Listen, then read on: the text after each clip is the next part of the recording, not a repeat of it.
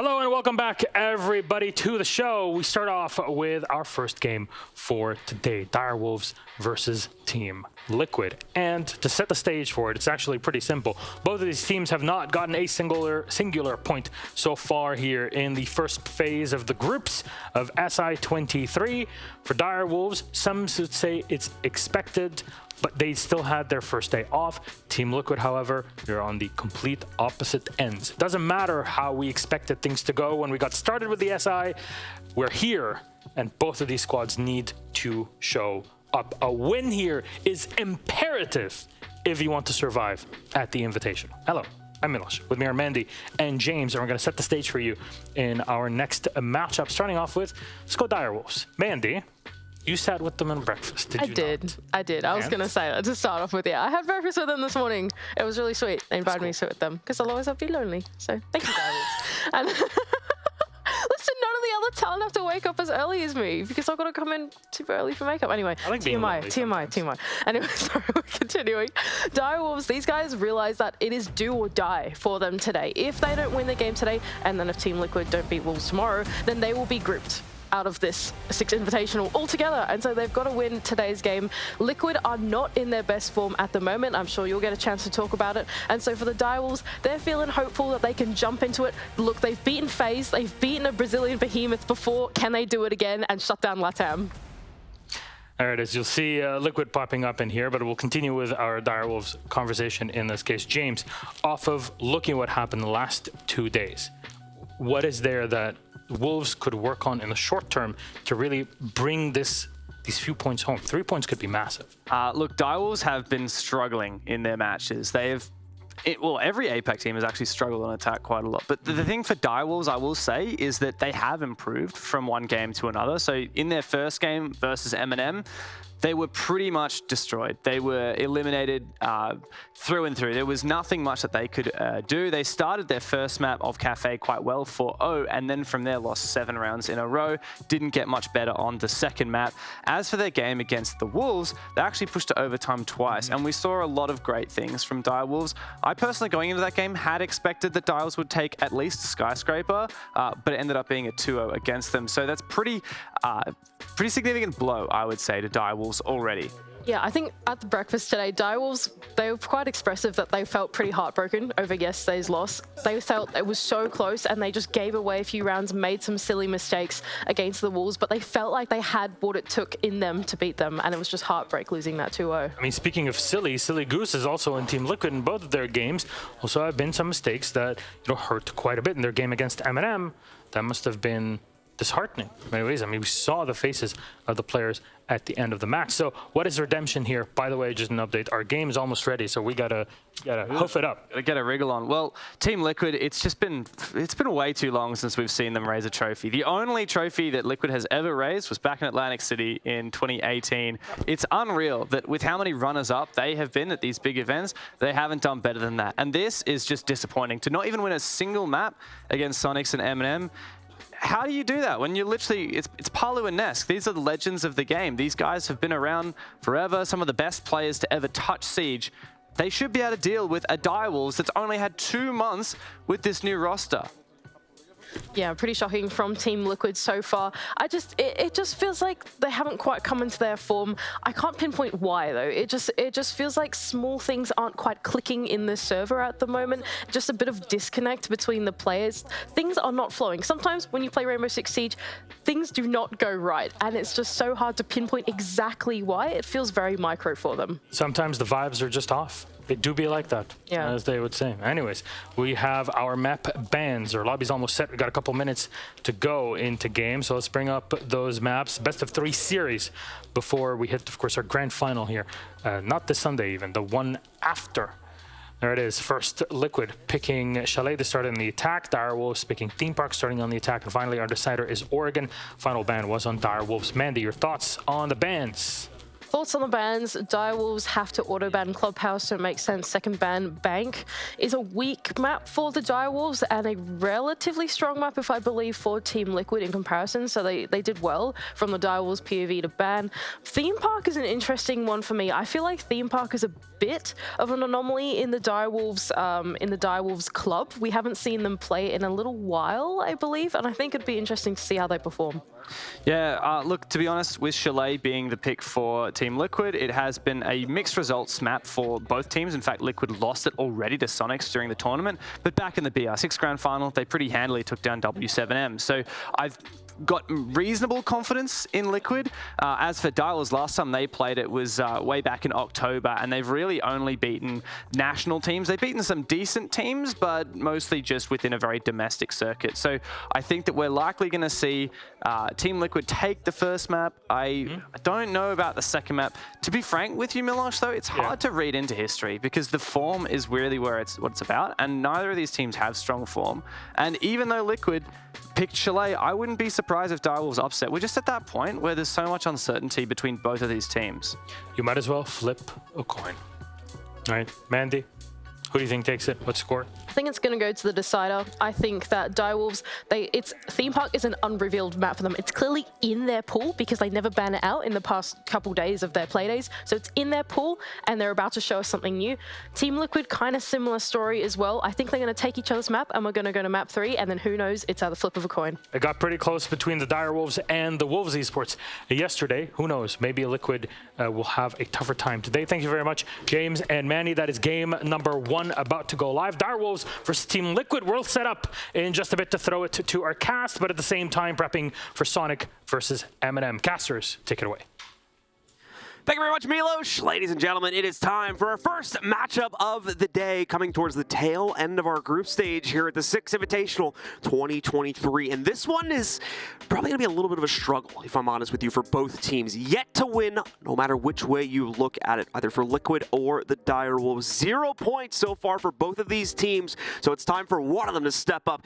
In terms of who that will actually be, well, we have to wait and find out here over the next 2 to 3 hours until we get a winner out of this series. Map number 1 is going live. We're wasting no time here this morning. Let's get into it on Chalet for map number 1. 72% of you at home believe Team Liquid's going to take it. Stokes, as usual, is going to be my co-caster for this one, so let's get your opening thoughts on this matchup. How you doing, sir? Yes, indeed, it's me again. And yeah, Liquid versus Direwolves. Bound to be an interesting one, as you said. Team Liquid, not with the greatest of starts. We haven't seen this bad of a start from them in quite some time, and might be right on the edge of getting grouped, actually, which this wouldn't be the first time it's happened to them in SI.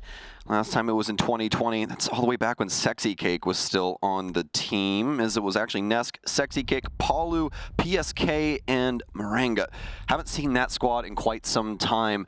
This new team, they were on a tear in 2022, but it looks like 2023 might be the downfall of Team Liquid again. We'll have to wait and see, of course, see if they're able to recenter themselves after the past few days of games and get prepared for this one, which should, in theory, be one of the easier ones in their group. But at the same time, with Direwolves struggling similarly, we don't know how exactly things are going to pan out. Bans have been completed. No real surprises here as far as I am concerned. And if you guys have been watching the rest of the tournament, I doubt you will be as well. We've seen plenty of Nook play, especially here on Chalet. Same can be said for our 2 defending operators, and Ying has quite a bit of usefulness on execute for this map, so everything pretty much makes perfect sense. Yes, indeed. We've been seeing so much Solus and Azami as well on the defensive side, both in their own regard. A lot of teams picking and choosing which one they want to remove per map. Some teams just opting to ban out both when it comes down to it. One team finds one of the options really annoying, and the other one obviously feels the same about the other when it comes to the map. We've been seeing, obviously, Mira work her way in. We've seen a couple of random sprinkles. You know, we've seen Smoke Ban, actually, here as well, but that one hasn't been opted for as much as in recent history. So it's just changing times for Siege, you know? Looks like the tide's down and time for a new year. So into this one here. We're going to get the side switched on the top. Direwolves and Team Liquid. Liquid will be starting things out on offense. They're not going to have access to that Nook or Ying, so the execute utility will dwindle just a tad bit. So is their ability to sneak up on their opponent. Not going to be the end of the world, though. Certainly plenty of workability still on that attacking side, especially, of course, since we introduced a repick a little under, a year ago now. Away from that, though, He's looking like the Jackal is going to be mainly used to try and suss out the early roam game here from Dire Wolves. The success to which that will have is still yet to be seen. As usual, the defenders do have quite a bit of prowess to extend out, especially from those upstairs positions here. Dire Wolves even playing it out into the basement, it looks like, to some extent as well here, with one of their members trying to roam about, counter things out, as we do see the alibi, gets spotted out there by Ask's drone. So trying to set up a rotation angle to counter it out, but it doesn't look like he's got the right read on that one. The alibi, I believe, playing closer towards the front stairs instead of those back blue ones that he's trying to position himself for. It'll be a patience game for him. We know Liquid's good for that.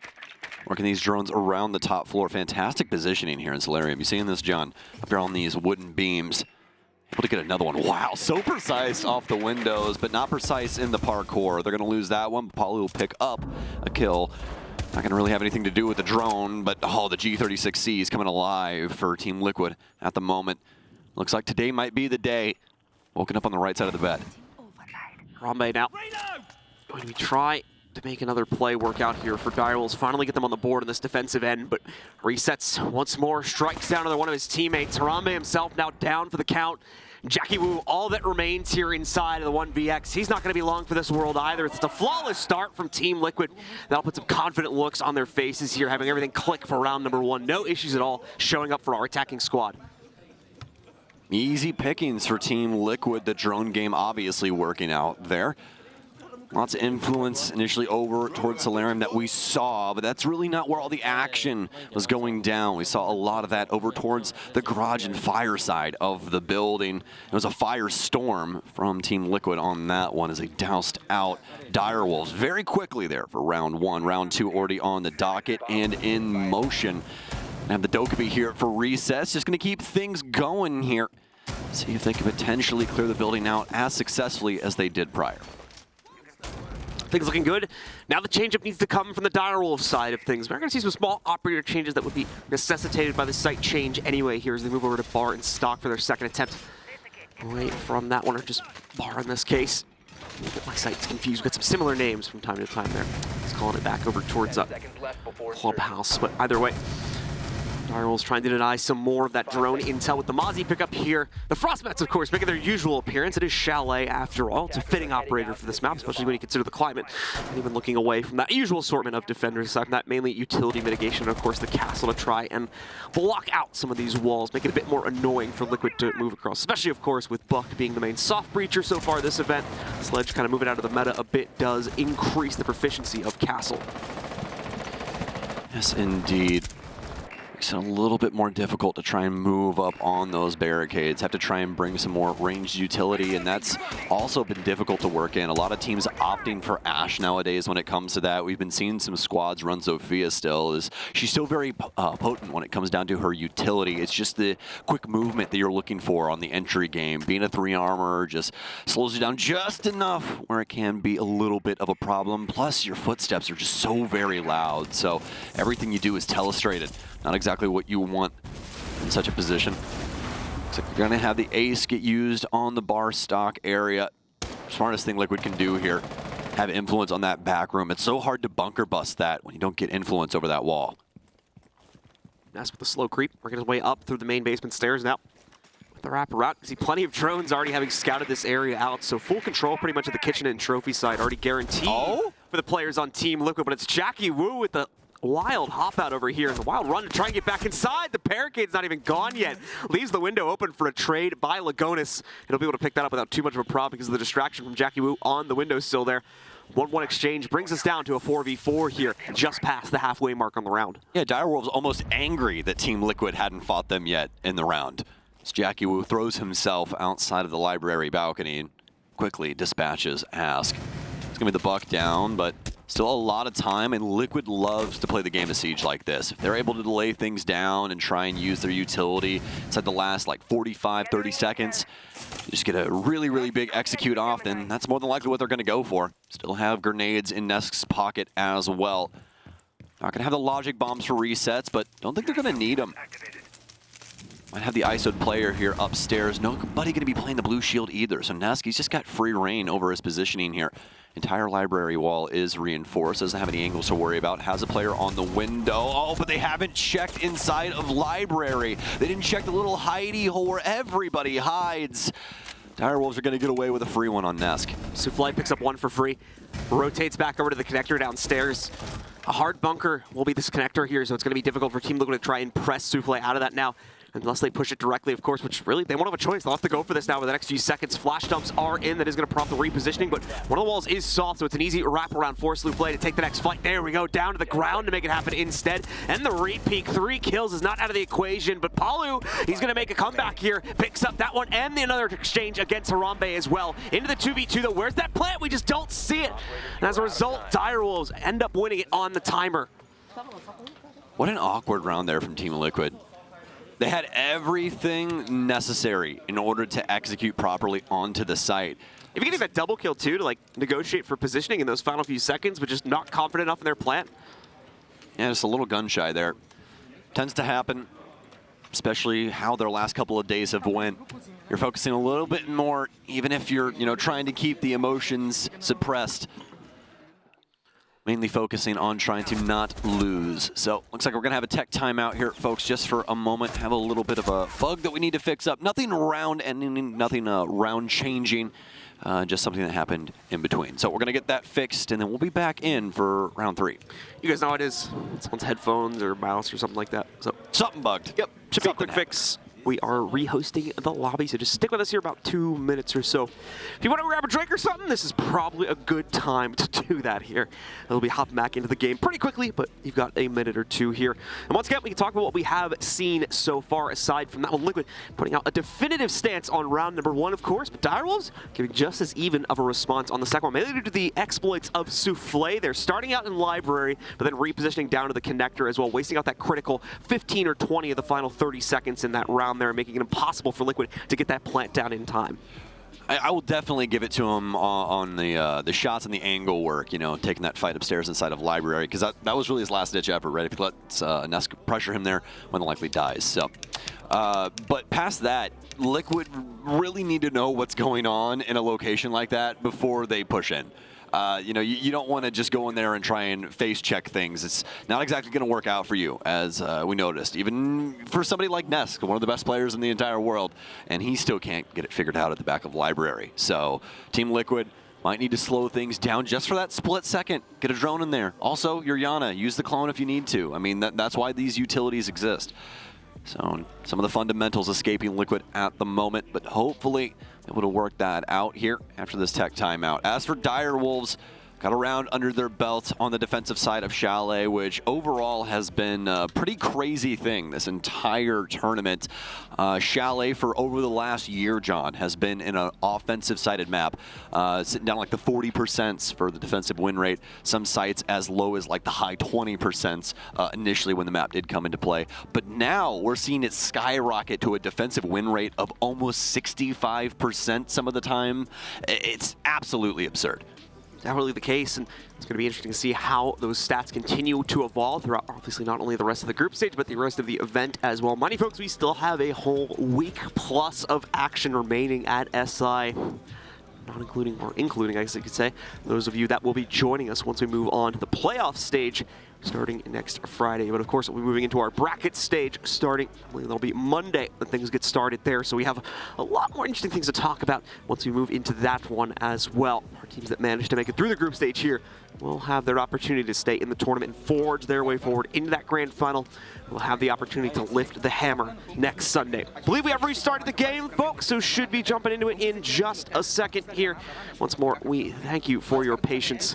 We're trying to get ourselves back into the matchup here. These things tend to happen from time to time, but I believe we are good to go now. So into round 3, we will be returning, currently tied 1-1, if you're just joining us, between Team Liquid and the Direwolves on Chalet.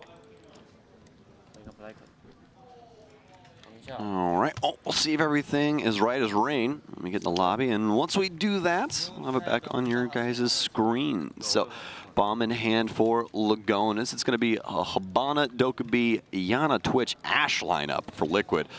Wow, that's a big change up from what we've been seeing. That is quite aggressive. A bit more direct. Yeah, yeah. Even in the hard breach department, you could say that. With the Habana pickup here, just going for the gunner's gun, you could say. Like, they're like, wait, we need hard breach. Habana, yeah. Good enough. Yeah, it's either that or ace. Yeah. Nobody takes thermite for the gun. Speak for yourself. Yeah, somebody's tweeting at me on that one, for sure. I'm the tweeter. I'm the tweeter. It's me on my alt account, Sam. Oh my gosh. I am the 556 boy. Well, I mean, they brought the ace in, but they've also brought some more toys here, and I really like these ones. Big event so far here for Aruni. We've been seeing constant repicks over towards her. Oh, you mean Amaru? Didn't I say Amaru? You said Aruni. Did I? Yeah. Man. Servers confirmed it. It's always those two. It's such a similar name. Rooney, Maru, Zami. The one with the grappling hook. You know?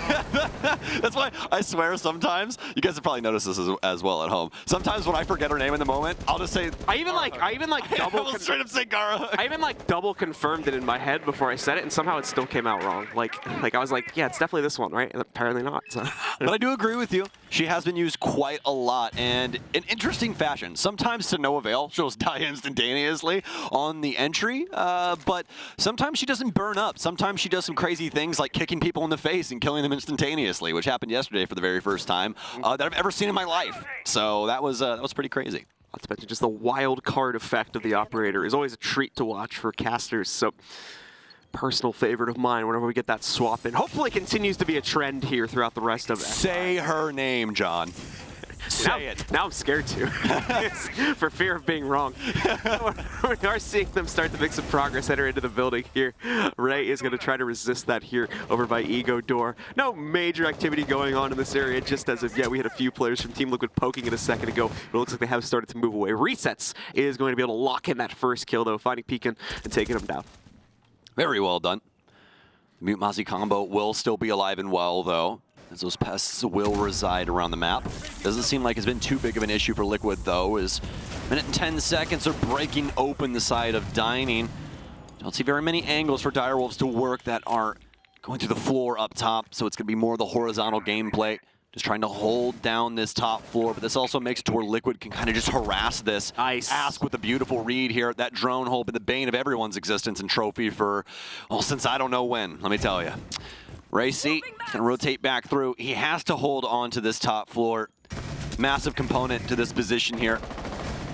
Alu is going to take down Jackie Wu, and Nesk opens up the door. Harambe, the last remaining soul, and he knows exactly where he is. Pistol out. Oh, and he's running. He's hiding. I don't think that Nesk saw him in the corner of his vision. The aspect ratio not in Nesk's favor, but it doesn't matter. Team Liquid will sweep them away with the tide. Gets away with one before going down, but ultimately, again, just a passing fad inside of that round there. No real chance to get away with the clutch, unfortunately, even though he does go unnoticed for a second or two. Either way, a solid round picked up by Team Liquid. A good rebound for the second round loss, and a recentering of their attacking prowess. Now back down into the basement for round number 4 to see if they can continue that lock in this attacker-sided advantage by guaranteeing at least a 3-3 at halftime. Orf will be on the seesaw here for a little bit. If Direwolves as well can trade that back yet again. Direwolves, unfortunately, just a little bit too predictable of a setup, and as well, very easy to breach open most of that setup for Team Liquid there, so they did not struggle much to find those entries, and really just a domino effect past that point to take control of the rest of the round here. Take a look and see what DW are going to bring out, specifically for their basement defense. Once again, nothing too crazy to remark on here. Pretty usual assortment of operators, mainly looking for the delay, both with regards to intel gathering as well as utility once we get closer down to the site with those Malusi Banshees, as well as the Toxic Babes coming out from Harambe. Such an interesting matchup between these two, especially given the circumstances of what Group B has been looking like. Direwolves and Team Liquid at the exact same record, but here's the thing, Team Liquid actually has a worse round differential. By one round, but still, it is worse. It's -10 for Direwolves, -11 for Team Liquid.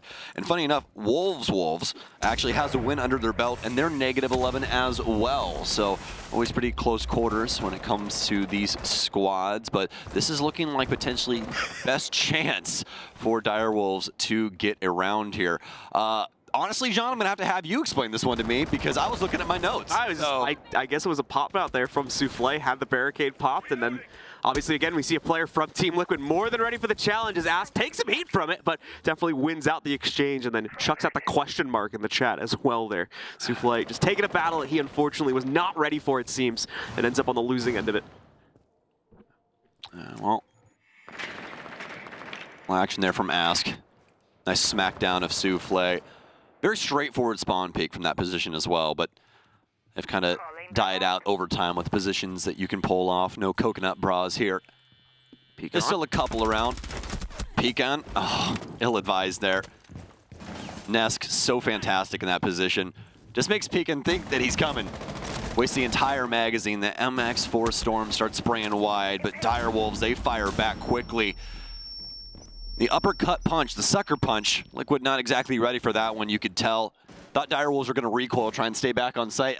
Definitely not the case. I mean, who expects the triple down, right? Exactly. It's the problem there. The spawn peek, the second window peek, and then another aggressive swing. I think Ray started that one out there, and then Jackie Wu came in to assist as well. Really like a quadruple down, if you think about it, with Jackie Wu pushing as well, if we saw Ray end up going down with his peek. But ends up working out. Things turn for the better on Direwolves. It's a massive risk, but under this situation, it's at least paid off and brought them back into the round now, down to a 3v3. Yeah, how common do you bluff, right? They can't do it a third time. Come on. Apparently they can. They're happy with the outcome from those kills, of course. We've seen their players fall back, giving Team Liquid pretty much full map control outside of the site itself and taking it out of this final phase of the round. Considering the damage that's done to Ask as well from that earlier phase of the round when he got spawn peeked, things are looking all right for the Direwolves at this point, as long as they can maintain. Just have to be careful and make sure that the site setup is strong enough to last out the remaining 35 seconds here. Considering the Liquid have yet to set foot in the basement, I think they are in good territory with the way things are currently rolling. And that's a Soufflé effect.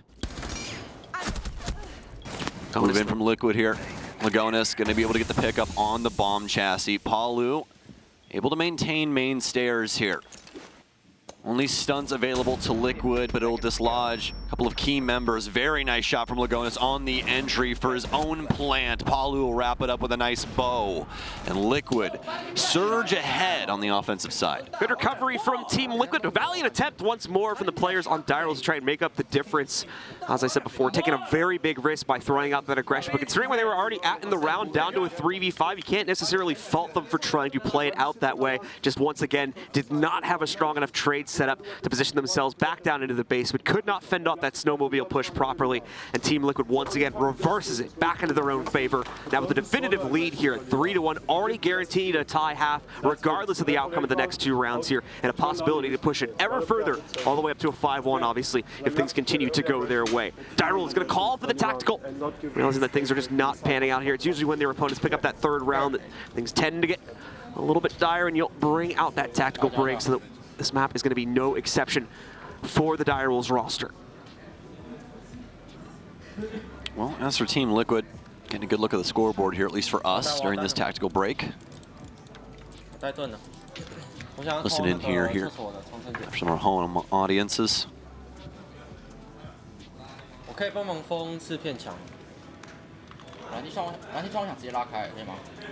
That is going to close things out, folks. We'll go back into the game now and take a peek at things here. As Team Liquid, once again, currently leading 3-1. Many of you are just joining us here. Maps number 2 and 3, you can see them over on the top right side of the screen. And for those who aren't good with picture association, I believe that's going to be Theme Park and Oregon for our next two maps. It will be. It will be indeed. That means I'm good at picture association. Did you see that trend that was going around where it was like basically just pixel art and you have to figure out what the Disney character is? No. Oh, yeah. I Not at all. That's like Jackie a couple days ago when she was like, TikTok, guys? TikTok? No? They just stared at her. Oh, poor Jackie. Never going to see my phone. I don't know how Jackie ended up as the Zoomer when she's the one that's older than both of them. I don't even understand that situation there. But either way, though, Team Liquid back into this one. And speaking of Team Liquid, Ask especially back into this one. Yesterday, not having the greatest of showcasings, John. Had a .6.2 up against Eminem. 12 and 23, -11 with a 8% survival rating. Not exactly the greatest day. But at the same time, once again, Direwolves struggling in a very similar fashion in their own matchups here. Speaking of which, Harambe getting the pick against him, at least nearly, at the start of the round here. Pretty much instantly getting dropped down to about half of his HP. Believe that would be Palu responsible for that here, as we can see some corresponding damage on him. As they take just a little battle here at this window. No one really winning it, though, as both end up backing away. Everything will go calm aside from that as Liquid resume their droning to try and figure out what the best first move is going to be. Harambe tries to deny their Terror Drone very close to the shot, but it is going to make it to its intended destination over here towards this deployable. Now it's definitely hearing that phone buzzing out in the distance here. Ready to take the fight. Doesn't have the headshot angle initially. Tries to go for the exchange. The problem is he's created a two-way window for his opponent as well. Can't win it out. Resets. Will take down another member of the Direwolves squad. And Direwolves, however, will trade out not only Peacon's kill, but one on top of that one. So they're still in charge of this one. Down to a 4v3, but Peacon still in the hot seat here. Might be finding a way out of it, though. He's got a winning angle against this player from down below, but he also needs to try and find a way to escape this current position. An option which is currently not present for him here. So just has to hold on for dear life and hope he can waste out enough time with this distraction. Yeah, he's already done his job. He really just needs to sit here. Prone, let them work this. If he can get this down to 45 seconds, potentially another kill, I mean, hey, either way, it works out for them, and that's all he was looking for. Just super, super unfortunate there. Nesk not really respecting the position of Peacon there, just trying to spam him down through the wall and constantly moving his way up towards the stairwell is what punished him because he doesn't have any cover at all. And, well, we saw what happened there for Peacon. He's constantly able to play that brick wall right to the left-hand side of the door frame. That's how things tend to work out in Siege. Even if you have that tiny little panel, as long as you can work around it, that's all you need. Especially once the soft breach was created there, too. Then it was a guessing game. It was a 50-50 peak either way, so it made it even harder, in my opinion, to actually win that one out for the attacker. Yeah, he knows exactly where Nesk is because of the audio cues, right? You can't be dead silent in Siege. It does not exist unless you are obviously Nook, so a little unfortunate on that. Little Frostmat reflex there from Lagonis. Not taking any chances on that in this game. I'd be panicked too, I'll be honest with you. And why not? I mean, Peacon is actually on Frost. They knew that was in. Made the push in here from Liquid. Dying moments here. They got to get a plant down. Stuns up. Smokes up for resets. Nitro cell underneath from Harambe, but do they know where the plant's going down? Oh, it's going to be a prediction. Lagonis might get this, but he has to kill two on two different angles. Impossible. Direwolves will be able to pick this one up. Get this one step closer to being a tied ball game. Clean retake from the Direwolves, which to be fair was somewhat expected given the fact they already had the round down to a 3 versus 2, but gave that little bit of extra room over to Liquid, a false sense of security to some extent, as it really seemed like Direwolves had that pinch ready to execute at a moment's notice. As soon as that case is down on the ground, they slap those jaws shut and leave no room for the Liquid players to escape. First of their two players inside of that clutch situation there, not even making it out of the plant scenario. As we see the cross established by Ray as soon as he enters the piano room, and the planter is locked in the corner. So Liquid's advantage diminishes slightly here. A 4-2 is now the best case scenario as we move into round number 6. Well, Liquid, more than likely still happy with the results as of now, even if they lose this round. Pretty exciting moving into a defender-sided map.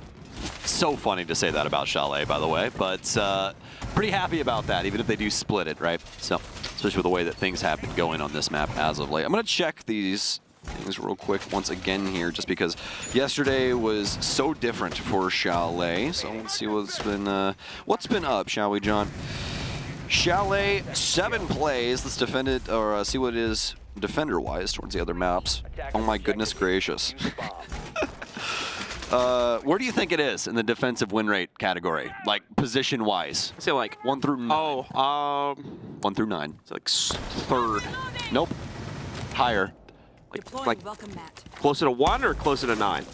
It's first place. Is it really? It's first place. Wow. It's 63% defensive win rate. That is a big differential, too, as far as Siege maps are concerned. I'm used to seeing like 56% being like the highest. That's like one of them.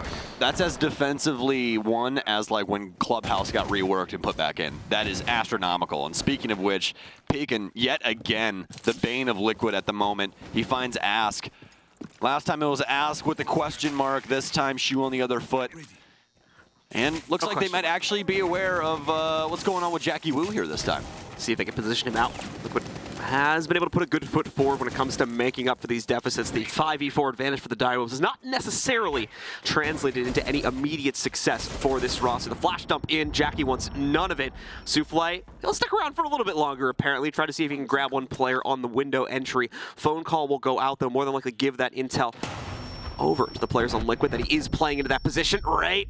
With the messy spray here, can't lock in the kill, but the same is true for Resets, as he's also brought down to a very, very low amount of HP. Both players will respectfully back away from each other. Potential for them to swap each other out as well, but Palu able to get the finisher off onto Pekin. Jackie Wu, though, with the cross, finds Resets on the way into office. So the advantage stays under the control of the defenders, however slightly that may be when you consider Racey's health. Oh, Liquid, a little spread thin right now. They're going to be punished because of it. 3 different entry points, 2 different deaths. Nesk will get one under his belt, but how far does this go? Fantastic position for the one Direwolves player directly to his left. Souffle, won't be able to get the fade away. Was looking for the Kobe. Just playing it safe, can't really fault them for that inside of the 3v1. Definitely don't want to try and flex too much inside of this situation, both considering the overall position that both of these teams are in the tournament, and just still the clutch capability that could come out from a legacy player like Nesk here inside of a 1v3. Certainly still winnable for a player of his caliber, but it is going to be tough when you consider these angles. There's the first one. Immediately, though, the trade does come in on the opposite side of his view. Harambe picks up the final kill, and the Direwolves indeed bring it back from the brink to tie it up at 3-3. Now switching sides. No Oregon basements here today, Nesk. 3-3, it's going to be the half. Team Liquid will be now on the defensive end. Some nice shots here from Nesk, just proving his worth once again. Guy's been playing this game for 7 years, everybody. Still as lethal as ever. And Palu, still one of the best in the business. This tournament just really has not been theirs. Looking to right that here today. Hopefully still be able to make playoffs, but definitely not in the position to ask for too much, are they? Certainly not the case. Both these teams just looking to really survive here today and take their first correct step forward inside of the tournament. Both teams with an 0-2 record so far. Those are their previous games played out here. 2 series that they get that score as well, so just not able to put the right foot forward so far in this tournament. As a result, it has put them, as we already mentioned earlier on, and I believe the Death brought it up as well, pretty much right at the precipice of elimination here, if either one is not able to come out on top of this matchup. Fury pick showing up there, the Ash apparently not suiting the Direwolves for this clear, so they're going to put that back over onto Iana. Fulfilling very much the same role, just a little bit less hard reach, a little more intel play. The Lion also going to be swapped in here for Jackie Wu now to increase that intel gain even more. Deploying welcome mat. Solid defensive setup here for Liquid.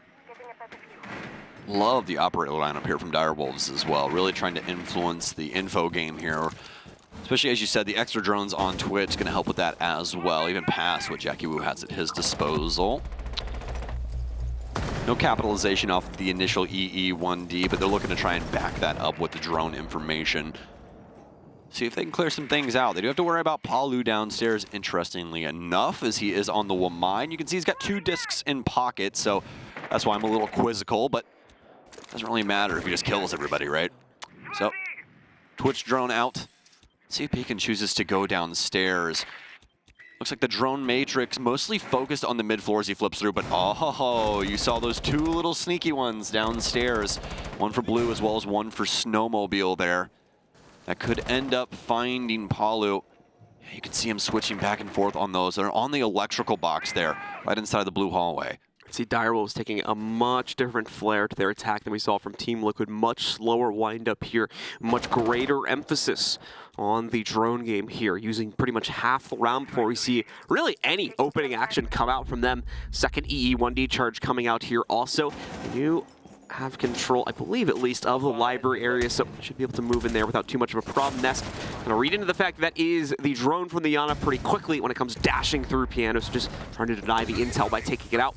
He'll still, of course, maintain the position up on top of the Piano itself. And now we are coming down to that final minute or so. Lagonis feels confident and start chucking out the Toxic Babes and putting in the real delay here as Peacock will try to work a position from down below, entering in through the trophy window. Scratch that. He's going to go up Repel instead. Either way, though, with the intended goal of trying to put some heat onto that Solarium position. Utility abound, nobody dead yet. A lot of utility. Nesk looking for some influence here inside of the piano position. Jackie Wu onto the repel. Direwolves not wanting to make a misstep here. Problem is, it's creating a lot of inactivity across the map right now and wasting out a lot of time. They seem to have every bit of intel they need. They just don't have the confidence to go for the execute yet, and we're seeing the results of that unfold before our eyes here. Pecan and one other member of Direwolves have been able to find out trades, but aside from that, it's Team Liquid advantage situation. Pecan, though, once again, maybe the savior here. Gonna have to go for the ace to clutch it back out. No case control either, so a very awkward situation for him. Runs directly into Palu's angle as well, so Liquid will seal the deal off of that. Very difficult there for Direwolves. Just very slow rolling and grounding to a halt. It's way too telegraphed by the time they actually went for the... Exactly. They ground to a halt at a time where they really needed to get on the gas because, as you said, everything was telestrated. It was right in the face of Team Liquid as to what was going to happen, minus the hop-in trophy downstairs. They knew where everybody's movement was mostly headed towards, and were able to pick it apart all because of that. So, I mean, well done from Liquid to provide enough obstacles to make it to where Direwolves didn't exactly want to go for something aggressive in those dying moments. They were really looking for Liquid to try and find some more aggressive positioning, see if they would take any swings and give over some potties, but clearly not. Hopefully they've learned their lesson from that. We're going to see a little bit more of an active push from Direwolves this time, like Stokeson mentioned, and I agreed with there. We saw Direwolves take up positions outside of the site, execute relatively quickly, but then never really able to find that entry they needed to work their way in. Tried to change things up in the last minute by having Pecan work his way in from down below. Well, yes, he had relative success. The rest of the team, just due to a lack of time, was forced to go in anyway. Unfortunately, their inactivity outside of the site telegraphed all of their pushes to Team Liquid, allowing them to get into position and be more than prepared for the counter when the push actually came through. So Direwolves just need to be a little bit more definitive with that play here on the following rounds, especially if Liquid is going to set up in similar fashion. We're downstairs here now, at least on the first floor. So Flay going to go for the cheeky little claymore here, see if that will get anyone through the drone hole. You can see there is a line that goes through, and yes, the explosion will make it through that drone hole. So Liquid do have to be careful crossing through it. Resets, I think, could very well become the victim if he does not catch this, but I'm assuming he sees that, the big red beam on the ground, and has called it out to his teammates. Direwolves once again, pretty slow movement across the map. Logic bomb out, might be a sign of the times. Yet again, just nothing coming. Trying to bait in Team Liquid here. Looking to give him some space.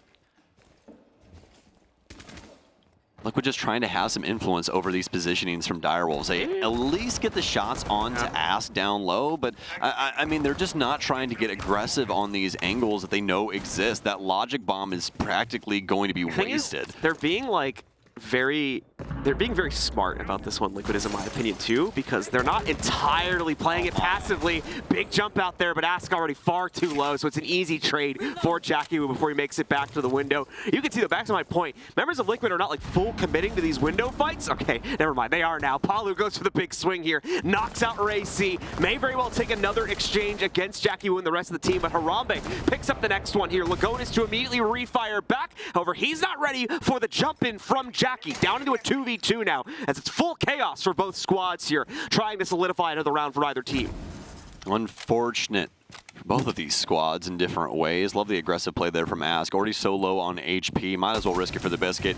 Gets a big pickup, but now down into the 2 versus 2. Direwolves, we've seen them slow up before, but as long as the coordination's here, might have the play. They still got a logic bomb for Jackie Wu. I would love to see them do something with this. More aggressive fashion than what we have been seeing. Nesk, we saw him get punished from a position very similar to this earlier on their offensive side. See if he can make Direwolves envious of what he's able to accomplish. Potentially 2 in the same position if they play this out incorrectly. Logic bomb out. Hear the phone calls, but is it going to be the proper info? Perfect here for Pecan. Has to know that one's behind that. Big pickup here for Nesk. Impossible to read it. Knew it was coming from Library, but even for Pecan, impossible. Trying to use the spatial awareness there, trying to use the audio to his advantage, but cannot find where the ghost audio is coming from. Liquid able to get the big kills there. Pick up 2-round advantage over the Direwolves. Nicely done from Team Liquid, getting themselves back into a commanding position here as far as this half is concerned, constantly making the Direwolves second-guess themselves with these aggressive swings here inside of that mid-round play. And then eventually, of course, just recentering back into a solid defensive setup for the final 2v2 closeout there. Beautifully done by Team Liquid, and even in the early round there, too. The point I was initially trying to make before things went really crazy is Liquid was sitting like right at the precipice of a lot of those window peaks that Direwolves were trying to go for, but they wouldn't actually peek into it. So Direwolves would get like a glimpse of someone or two, and then they would sit around for the like 20 seconds or so, like waiting, like, okay, he's gonna peek it next time. He's definitely gonna go for it in a second. And well, that ended up ultimately being true. I think Liquid had in their back pocket the capability to just like, nah, we're just gonna back away, and basically just waste out like a minute and a half of Direwolves' time if the need should have arisen for that to happen. But John, that's Liquid. That's what they do. Well, that's the problem is Direwolves still got baited into it, basically. True, very true. But well, yeah, because things got too crazy, they did trade it out ultimately, but if Liquid had a little bit more composure, that very quickly could have turned into like a 5v3 or a 5v2. yeah, hilariously enough, Liquid is one of our methodical Brazilian squads. So, but yeah, it works out, and they do, and they always have done a fantastic job of playing around the timer. And if Direwolves is just going to sit on some windows and waste half the clock themselves, with Liquid not having to raise a finger, minus being like, hey, I'm kind of in this position. It's basically like make them think you're there without actually Exactly. Like, why am I going to do any of the heavy lifting on the round? So we are going to see an early toxic bait come out from the smoke on Liquid, as of course they move into a defensive hold now. Early Selma too, to try and open up the main wine wall here. Lagonis will still have a position to play over on the back tunnels here. Side hall going over towards Trench Door, and he'll try to fend off some of this early aggression we're getting from DW. Did you see Mr. Jackie Wu over here has sense?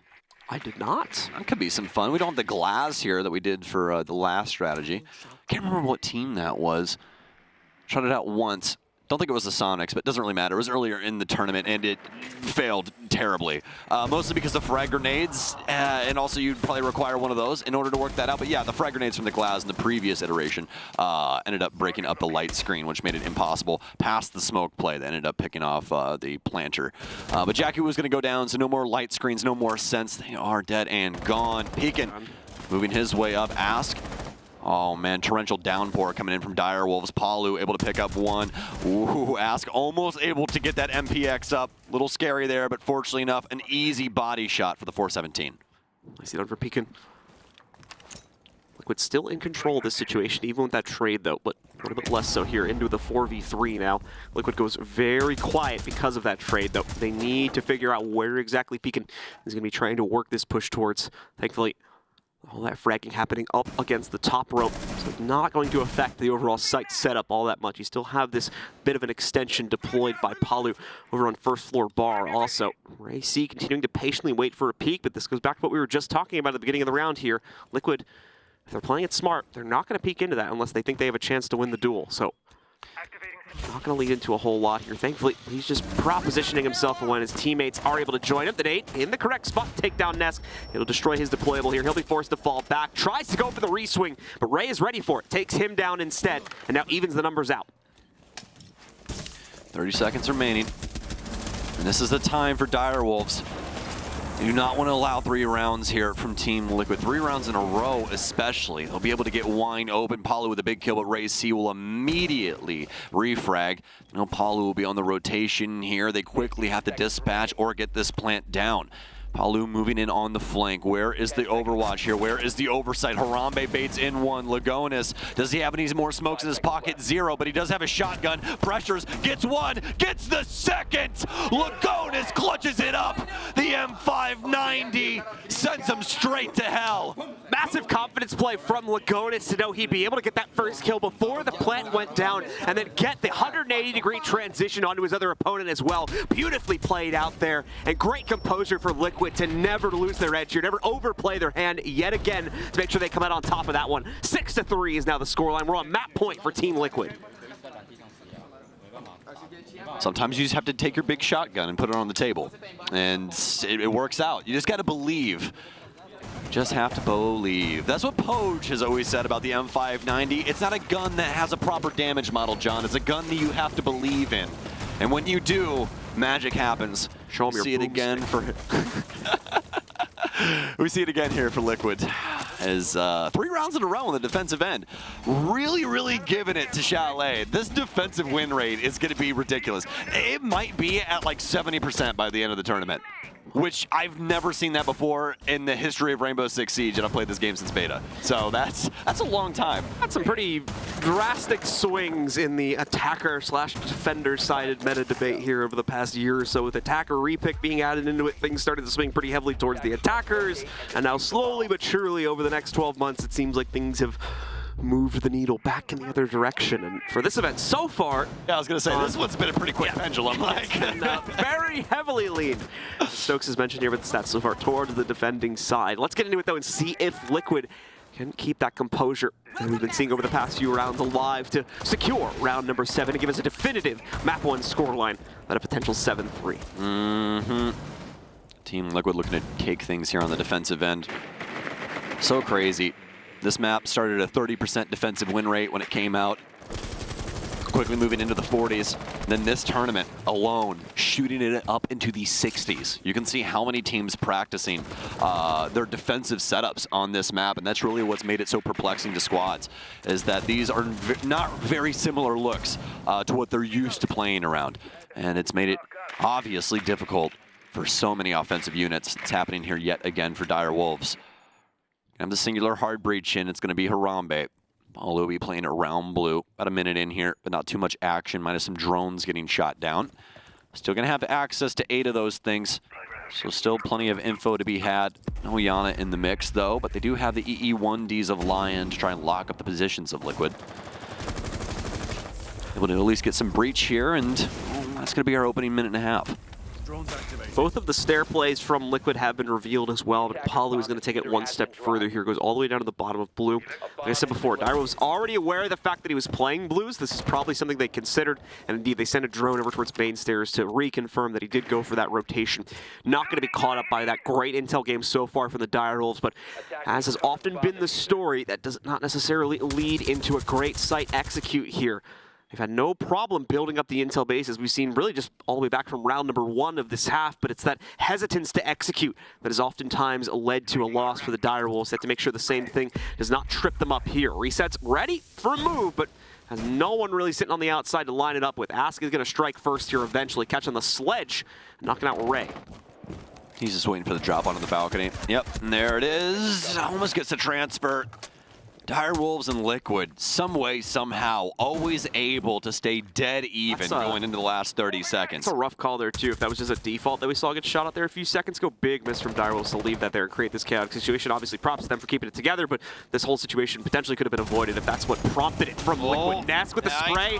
It's dirty, though. He's not able to get it, but the Nitro follow-up does. Drops the case down to the ground as well. Pecan going down next, leaving only Soufflé in the fight. Recovered the case. His opponents will be aware of that. The GH is already out. Liquid shuts it down, and map 1 is theirs at a 7-3 scoreline. Chalet, the difference maker for a lot of teams here at the Six Invitational. And it does it for Liquid. We're going to toss y'all to a quick break. We'll be back with map 2.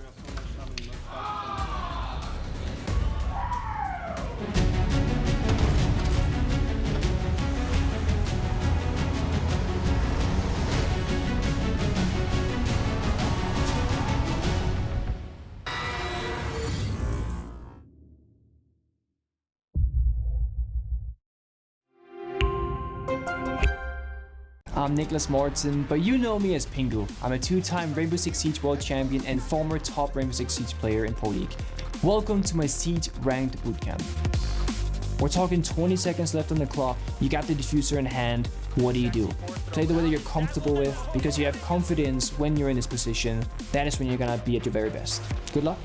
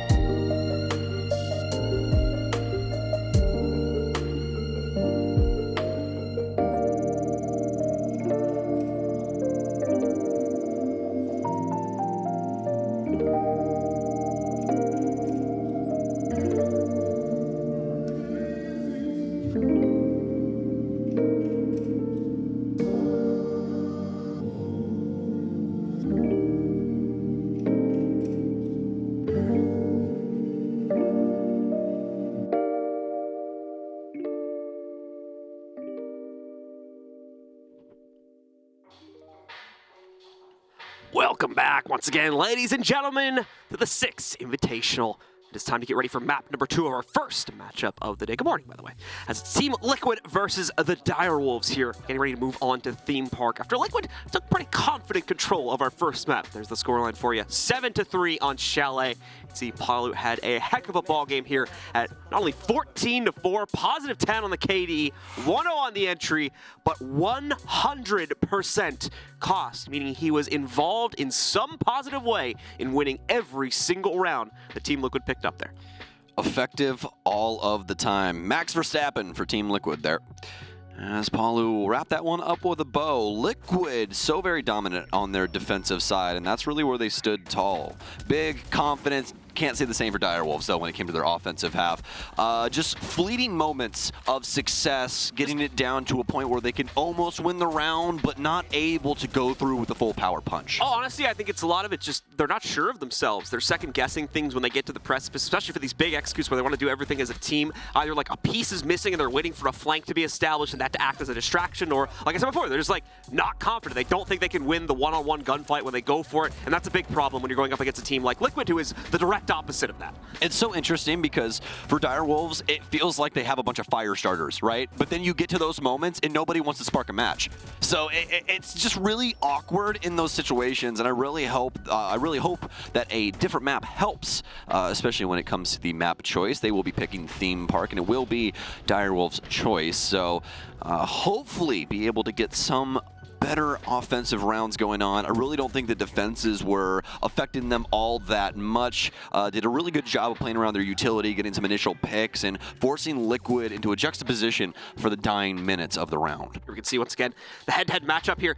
As we were seeing Pecan be quite effective for the Direwolves inside of the rounds where we were seeing them pick things up, but compared to Palu, it's obviously a pretty far cry from his success right now. So you're going to need to see that improvement made quite a bit going into map number 2. It will be the Direwolves map pick, so let's hope they're ready for it on the rebound, as it is time to dive deep into it, ladies and gentlemen. Theme Park is up on the docket between these two teams. Direwolves potentially facing near elimination with regards to the fact that they'd still be at 0 points in their group if they drop this one. Liquid feeling a little bit better about themselves here, as they have a good possibility to get max points if they can lock this one down here and now. Let's find out if they can do it.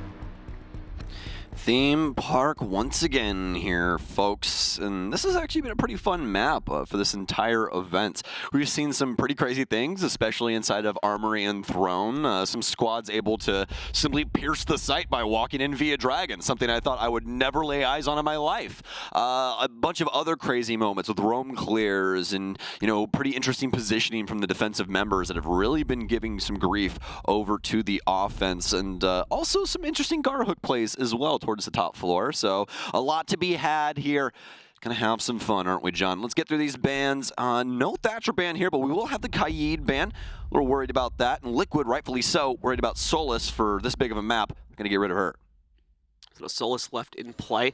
The Kaid as well being banned out due to the hatch work that could provide, as well as the difficulty that could create for attacking places like Throne Room, of course. Interesting one. Not one we tend to see, at least for me personally, all that often on this map, but it certainly makes sense given the circumstances. Liquid immediately going to go for the Throne Room defense as well here. Will not be bringing any alternate form of wall denial, because they don't feel they need it for this specific situation. Going to be relying on the potential impact of Echo instead, I believe, to fulfill a very similar role of that denial should we get into a tense late round scenario. All right, well, Theme Park is currently sitting at 7 plays for the tournament, 59% defensive win rate overall. The most won site, not actually Armory Throne, that's a 60%, it's the second most. It's gonna be Initiation Room and Office at a 73%, but there's way less plays, 11 of those, 35 plays for Armory and Throne Room.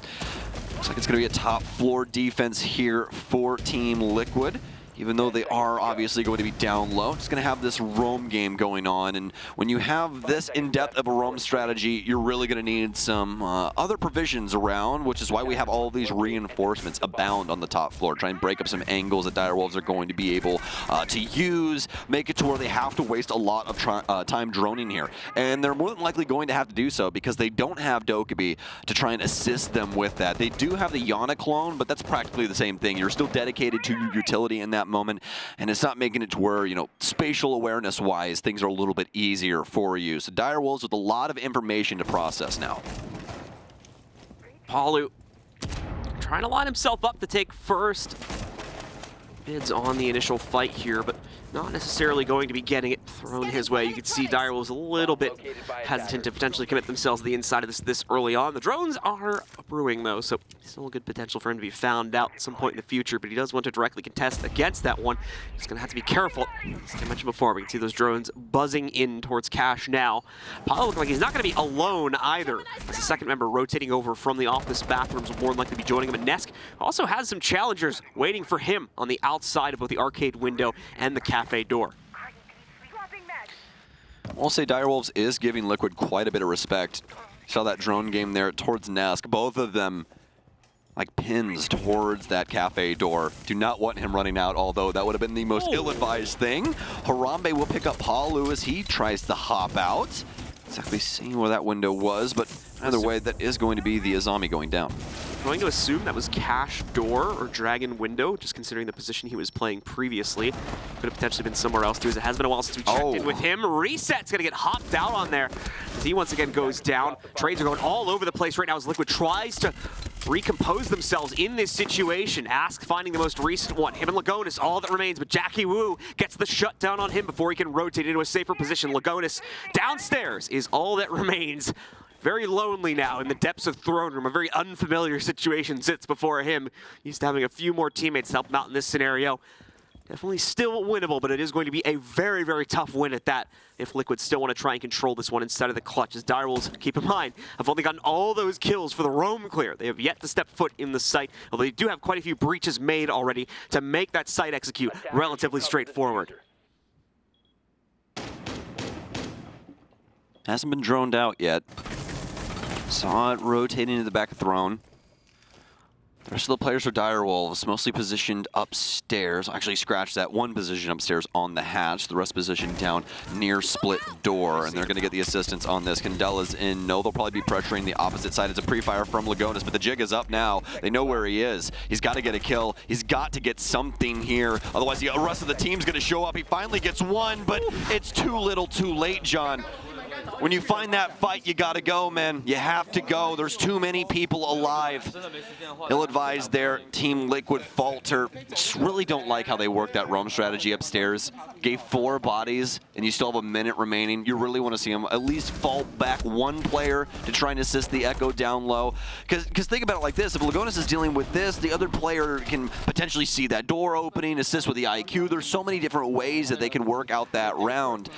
Definitely frustrating. You have to be feeling for Hugzord back there. Not sure if there was something blocking the exit routes for the roam game on Team Liquid there, preventing them from getting back into Throne Room. But They wanted the fights. But yeah, no, that's what I think happened too, just based on what I was seeing at a minimum there. If they had a little bit more composure, personally, I think they win that round there. If Lagonis has one more player with him that was able to successfully escape back down into that sight hold, then I think they have enough player power there. Given the, once again, hesitance to execute from Direwolves in that 1v3 there, I think that they would have been able to work it.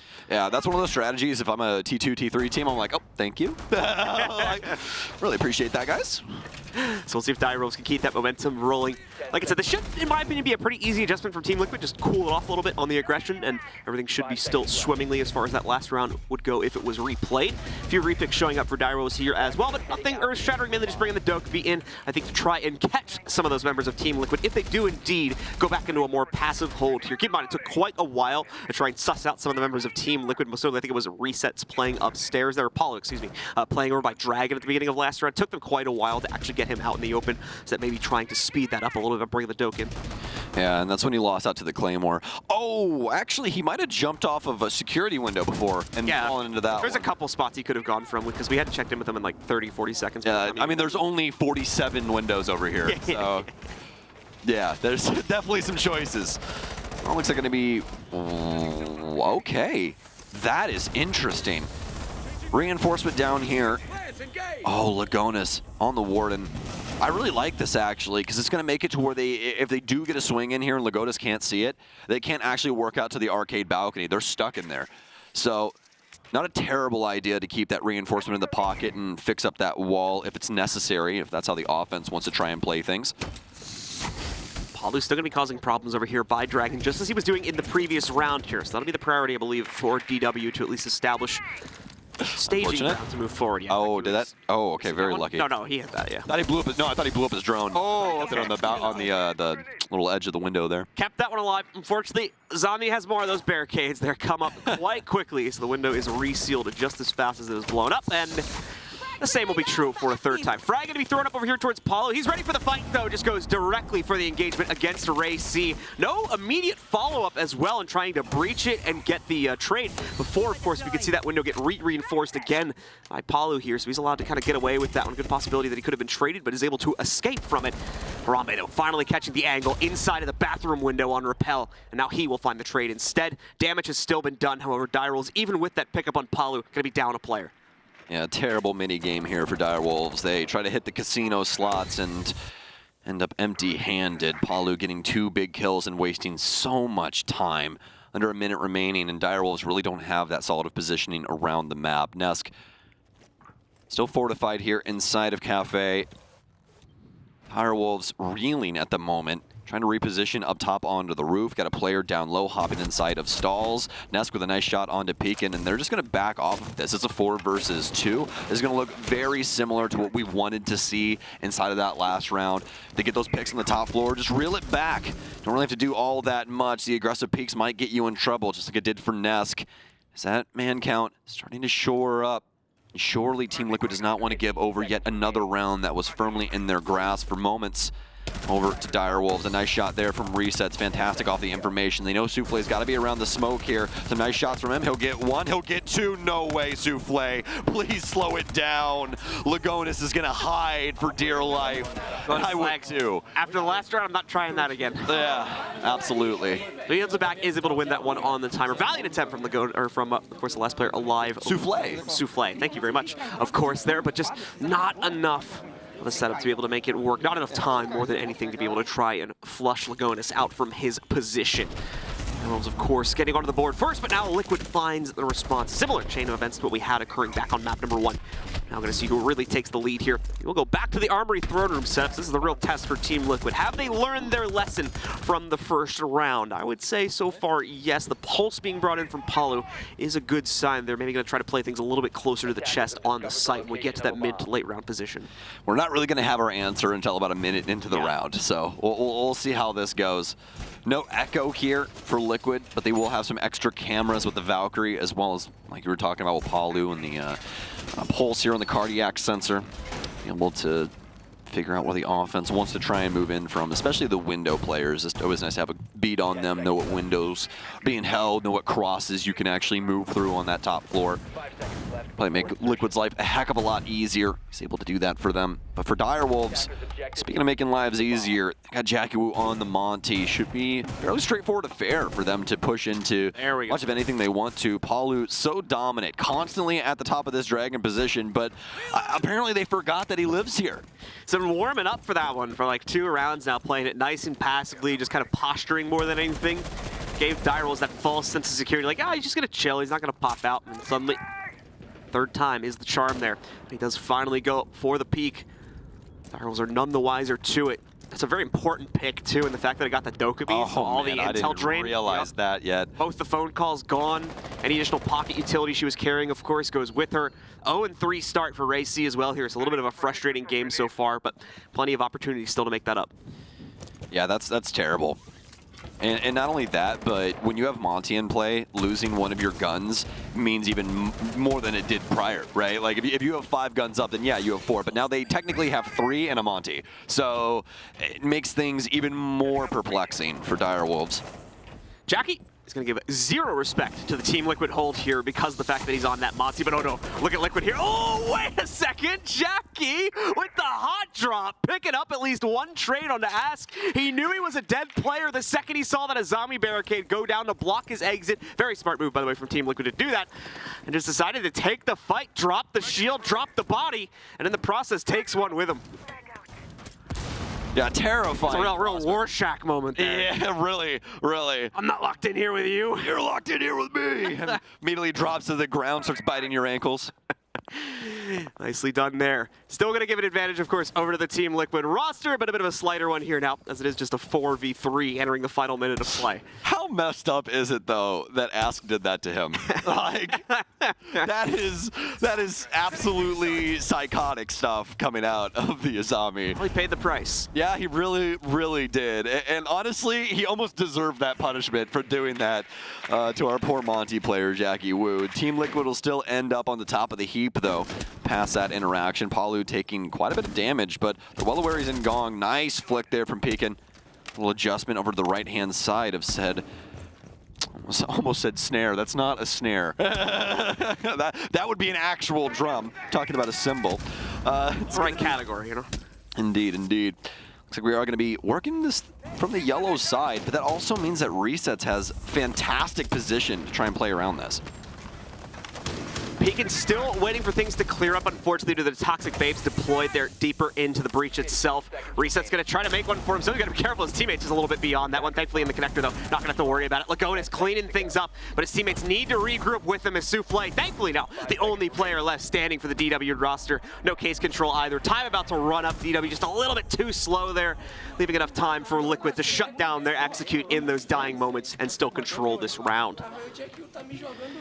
Well, the pick of the Dokkaebi is the biggest piece to that puzzle. This shot right here, the first bullet out of the ump of the round, practically decides it. He almost gets Palu there, too. He really does. Like 2 bullets away from hitting Palu.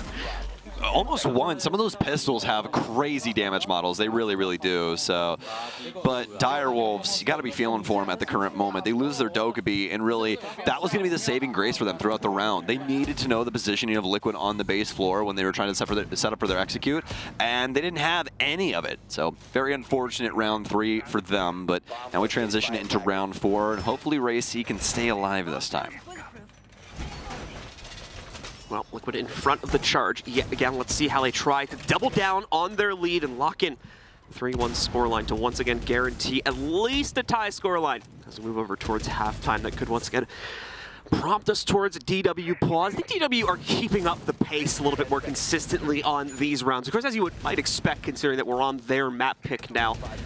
They might also feel the confidence to just carry on forward, thinking they can reforge themselves with deeper into this half with the knowledge they already have without their coach, or potentially go for the rebound once they themselves get onto the defensive side too. By the way, we are into the actual play portion of the round now. Liquid has moved over into the lab. We've seen quite a bit of an execute-heavy setup come in for DW. The Montaigne has stayed in play, but joining him now is also going to be the Candelas from Souffle. So we'll see if Liquid has enough utility to stem the tides. They did not bring a Warden to try and directly counter that out. You have some other things, though, that may end up tripping up this execute, most notably those Capcan traps. There have been a lot of very low-time scenarios inside of just this map so far. So this is a good read from Liquid, specifically to potentially catch the Montaigne as well there. If he fails to check the doorways, and ends up running into a double stack. All shots onto Jackie Wu's shield, but only void due to the mountain. Pekin's going to try and get his clone in here. Might be a clone fake, actually, as we saw him cancel that out just for a moment there. But looks like Dire Wolves might be going for some other things on the other portion of the map. But this would be very heroic here from Soufflé. Nobody really around to be his saving grace.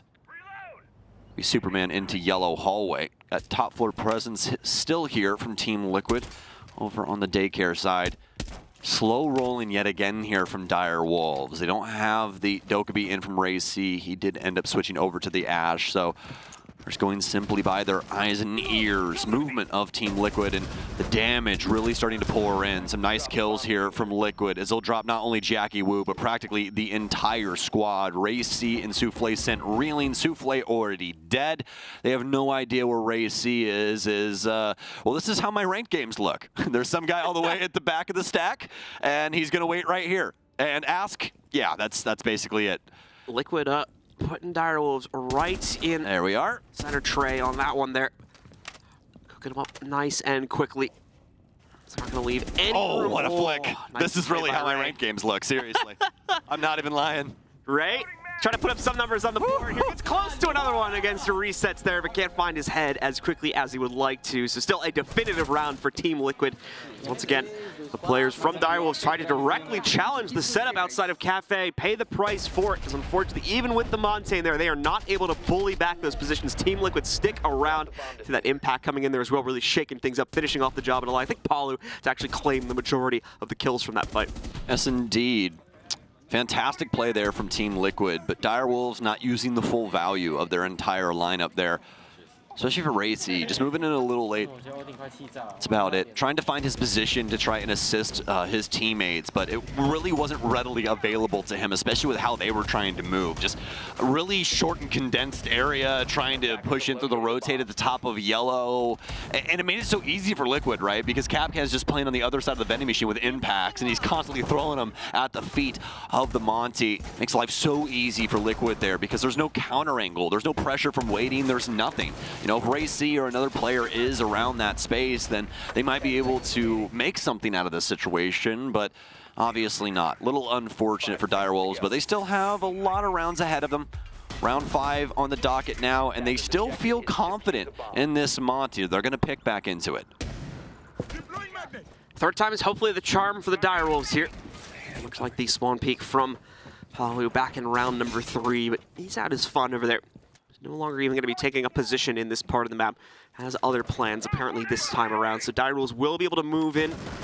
Not too much contention, although just as I was speaking about it, Palu does make his return over to the Dragon window. So scratch that. He will still be trying to hold things back here. It has, I believe, at least one Wamidus to support his position over there. Nade's going to go in. It should bank off of that one, but it'll also kill it. So at least gets rid of the first of those barricades. Another one moving in. It looks like the magnet has already been deployed as well, sitting just below there. Actually, no, it has not captured it yet. It did get EMP'd out. That's why we don't see it eat things up on the initial toss. Good read on the utility and good usage there, but no! The Nitro from Resets deep in the bathroom claims Jackie Wu. The Montaigne just cannot get himself onto the surface of this execute, as once again, he goes down before he even gets close to the site.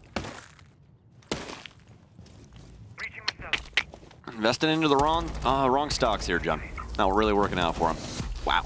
Palu as well just sneaking through that angle right there. Goes completely unnoticed somehow. Potential for Dire Wolves to have clipped him off on a pixel peak, but they don't catch it quickly enough. So he dashes back, rejoins the rest of the team deeper in the site. Happy with the 5v4 advantage they have and the additional damage that was done to Soufflé too, although they may not be aware of that yet. I'm just so disappointed that they can't make anything out of this Monty and they keep going back to it.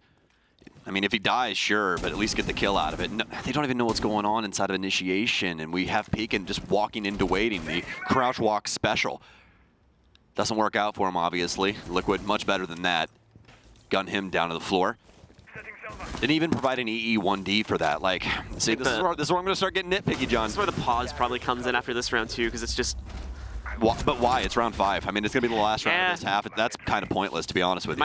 They might just need to give their players a break, in all honesty, more than anything. Might not even be for strat reasons. Because, like you said, with mistakes like that being made, just not even checking initiation, that's a bad sign. Not even backing it up with utility. There's no conversation happening here. No conversation at all. I think the coach might just come in here and try to reset things a little bit mentally. Well, I mean, Liquid's got to be happy as a clam. Oh, Liquid's, moving along swimmingly right now. No issues at all showing up for them. Oh, my. Early roam is finding impact, man. That should have been a guaranteed trade for Ask, but my man gets clotheslined on the way down. His head clipped off halfway back down to earth. And as a result of that, Liquid seals the deal on round number 4. Round number 5, very much in the cards here if they try to go for it. And from the look of things, Direwolves apparently agreeing with Stokes and seeing that there is really no point for pause to come in on this round. They're just going to keep on trucking. Getting a second glance at that for Jackie Wu, trying to have some influence over the door. Here's a couple key factors about this, right? You've been running the Monty the whole time. You know they're going to have explosives. You know they're probably going to have cap cans. And probably some impacts, because that's what they did to you last time, right? So positional-wise, I really don't understand why for Direwolves there's nobody trying to assist him on Cash Balcony. There's not a single person home to try and influence something if something goes wrong. It's unhelpful. He's just there for no reason at that moment in time, and it makes it to where Team Liquid can get away with too much because they have the ISO'd pick. And even past that, I mean, it's just unfortunate for Monty. He really wasn't able to absorb as much damage as he wanted to with his shield there. Splash damage getting around the edge of the shield to the left-hand side. And Direwolves, it looks like they're sick of it, John. We've got Fuse in now. here. You and I haven't even seen Fuse this tournament. Might be the only time he's been played. I'll try and confirm that here as we're getting through the round. But people are definitely playing around with him a bit at Jönköping as well, so we were seeing him picked up quite a bit there. Somewhat mixed results, though, in terms of how much he was actually contributing. Really great for, like, bleeding out utility if the Fuse actually has access to the interior of the site that it's trying to take it out from, but problem is the ability is still, at least in my opinion, a bit too telegraphed, and that can oftentimes make it very difficult to actually make impact on players. Combined with an execute, of course, that can be great. You just work like a lion as well, where you force players to sit in one position, and if you have the intel, you can follow it through. People take quick control of an area of the map, but we'll have to wait and see how Direwolves are going to use that, specifically because already, I'm sure you folks at home have noticed, but if you're watching on audio feed only, Direwolves already down a player. Pecan eliminated in the first, say, 20 seconds of the round here. That is also going to be the Yana gone as well, so that was meant to be their entry. An early exploratory operator is not going to be able to use that at all here. First of those fuse charges is used just to try and clear things out if there was any presence over at top yellow hall. I feel like every time I look down at my notes, John, somebody dies. I need to stop looking down for Direwolves' sake. I really do. Peeking dead. What happened with this situation? What happened here? We didn't catch it on camera, but I think he got peeked or potentially made the wrong entry point, basically. I got caught peeking? Yeah. You get points for that one. Speaking of which, Ness gonna get a few points here too, taking down Jackie Wu. As I've met Jackie, just unlucky here as well. He's always the big utility operator and just can never get himself anywhere close to the site, whether it's the Montaigne or apparently the Fuse now. He is second to go down on this round.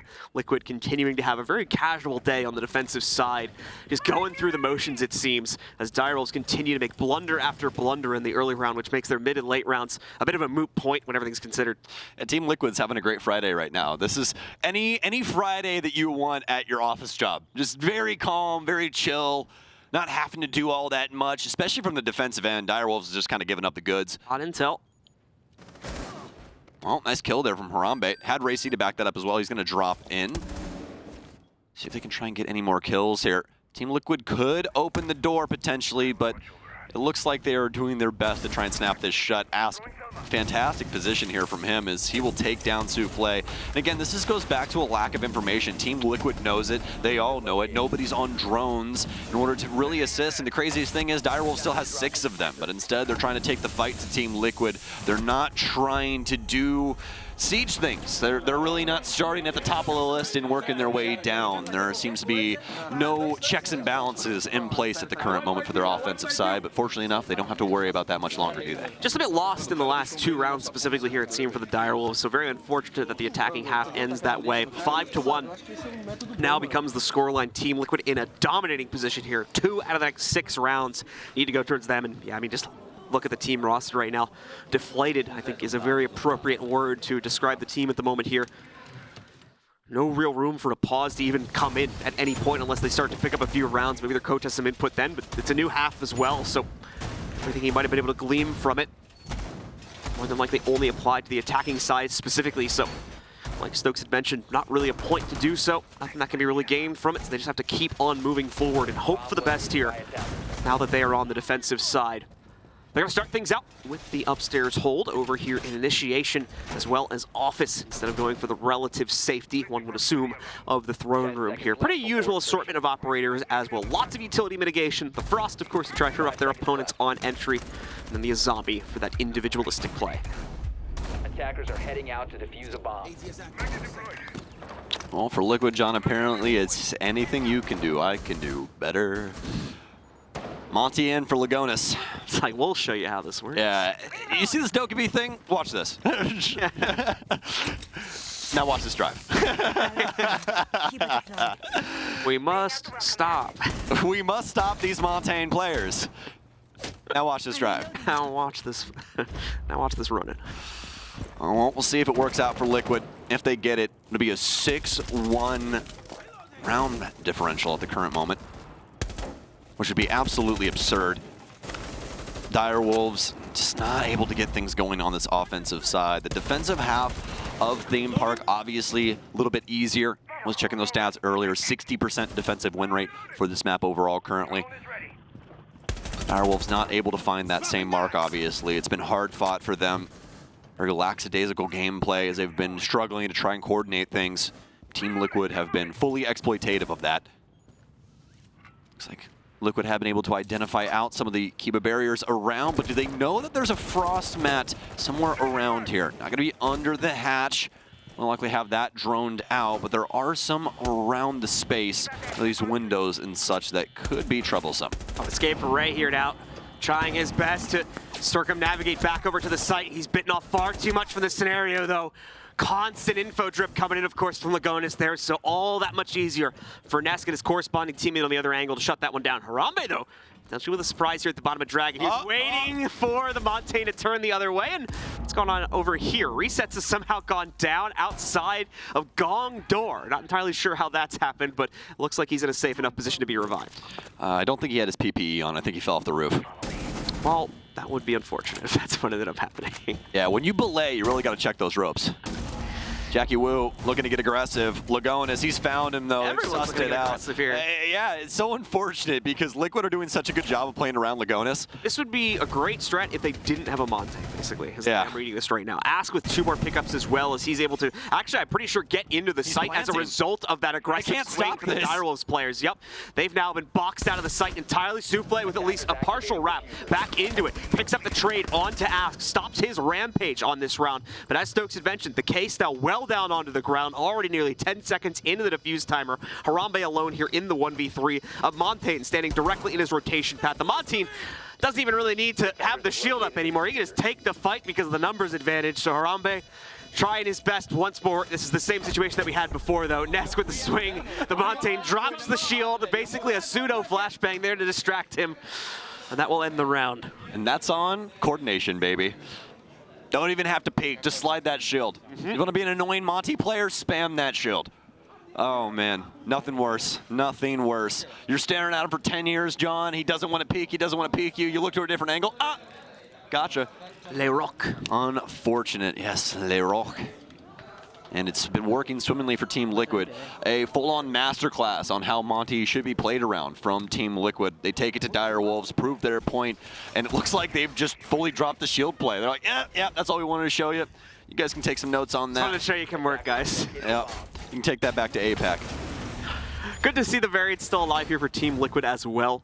Despite the fact that once again they do have Ooh. Solid strat working out there. Not feeling the Montene's really going to work out for their throne room attack specifically. But we are going to see the Amaru.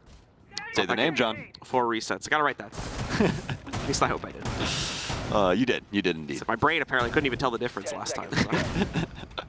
Happens to the best of us, my friend. It's like I was telling you, there's some times where I literally just talk about her in the sense of the Gara hook because I forget her name for a That's what I was doing for a while too there. It happens. Safer. Yeah, it really is. It really is. Gara hook is such a unique name. Just works better in my stupid brain. So, either way though, Liquid's entirety of Theme Park has been utterly dominant. Although it is not their map pick, they have looked very, very good on it, dissecting Direwolves, constantly applying pressure, making it to where Direwolves cannot really force a hand across the map. Also, Direwolves just kind of faltering on themselves, not really trusting their strategy, not too confident and playing around each other, trying to get away with too much against such a solid squad. But Liquid hasn't had the greatest start. They do have the fundamentals down, don't they? Certainly looking like it. A confident day for Team Liquid here. Regardless of the outcome of the rest of these rounds here, they were feeling good about themselves, and why shouldn't they? Getting their feet onto the ground finally, but that doesn't mean they can, of course, be lackadaisical about their position in this tournament. Still in a very, very delicate position, even if we are to assume they follow through and win out this series here. Really just starting to rebound here. And we have to hope that it's going to be enough to keep them in the playoff contention here between this match and one they may still potentially have tomorrow. Nesk, a nice immediate steal. The drone acting as a distraction. Oh, looks away at the wrong moment, but his opponent apparently not ready for that fight either. Souffle, and now Harambe picking up exchanges elsewhere on the map. Harambe will be caught by Palu, trying to relocate. And that equalizes us now, down into a 3v3. Palu still with some intel to play off of, though. Has the location of the Valkyrie hiding out down below over here. Now repositioning towards Gong, but Palu will be aware of that. Be over-aggressive in trying to hunt that player down, just waiting it out. We still have a little over a minute here, so a decent amount of time for Liquid to utilize. Minimal drone game for them, but probably some drones set up around the map. Actually, it's literally the only one that Palu has active. That's the only drone remaining. Still the Jackal up, still have the Yana clone as well. Palu's going to use this drone because they technically have infinite info game coming out of Nesk. Just have to wait on the cooldown, so still trying to find something here. Might have been the peak that Palu was looking for, but more than likely didn't consider that would actually be a possibility. Souffle's been discovered inside of Gong. Reposition himself. Palu does have the drones. Nesk is going to drop in. He knows he's in this space. It's going to be all up to the challenge. Nice shots onto Souffle, with the headshot goes wide. 2 versus 3. Direwolves, there was time to make a stand. It'd be now. Match point. Team Liquid, Palu moving in behind. Souffle with a big pickup. Palu so many rounds inside of this PDW when it comes down to it. Somehow, you still feel like it's manageable for him, but Souffle with fantastic moves out towards Dragon. He discovers him through the rotation, and Direwolves stave off elimination. You said his name a lot, Souffle, definitely the big player inside of that round, constantly forcing the Liquid players to hesitate with regard to their execute, and of course, just picking up those constant frags over the course of it as well. Solid start from Team Liquid, but just failed to follow it up as they tried to move around Dragon and other parts of the map nearby. Souffle continued to cause problems for that last minute or so. Something the Team Liquid did not expect to run into. So the Dire will survive, get the first of 5 rounds needed to run this one back and trigger overtime. Long road ahead of them, but it doesn't mean that they can't get it done. Liquid is going to lean back into a very similar setup to what they had prior. This time, though, it's going to have the Thermite in for the hard breach. Direwolves will be ascending to the top floor here, looking to see if they can potentially defend Daycare and Bunker. Can have some deployable shields in here, just 2 of those. Harambe and Ray C will be providing. Also gonna have Peekin on the Warden. Saw some successful play out of Team Liquid on a very similar circumstance when it came to their defensive side. So we'll see if Peekin can get away with a few kills early here to kind of set the tone for this potential comeback. Oh, speaking of coming back. Don't call it a comeback. We've been here for years, John.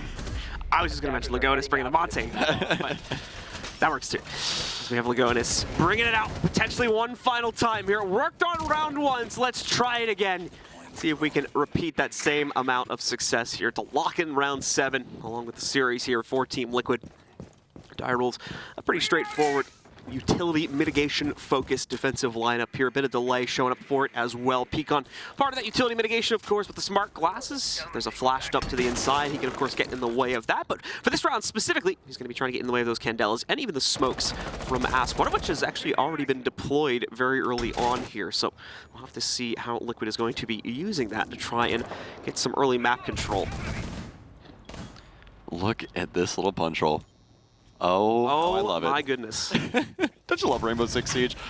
Imagine that, John. Imagine you were just having a nice day. It's about 2 p.m. in the afternoon. You just cracked a cold, fresh Mountain Dew, and then some guy shoots you in the face via that. You have to watch that kill cam too, John. You have to watch him get away with this. I think we're about to watch it. I think we are. Souffle. It's going to be some delay for the looks of things here. Reset's actually going to be found out first as the ace is eliminated. Before we see any action show up for him. Those means those Candelas also going down for the count here too. Ask, oh man, this is where it gets dangerous. The peek's in, the Candelas, they'll go right towards that breach. So we're going to see, it looks like it's eaten up. There we go, some damage responded to it, but now he's aware of it. He's gonna be able to fire down at it. This Candela makes its way through as well. So no success on that very cheeky angle, just 1 or 2 bullets connecting onto Ask there, but he still makes it through at the end of the day and takes initial cafe control. All right, so I think Ask is gonna be chilling here a while. Palu's discovered a shield. Try and dislodge that, but it's not going to work out because that is hard flooring there. So, a little unfortunate there for Team Liquid. Ask still going to try and maintain that cafe position.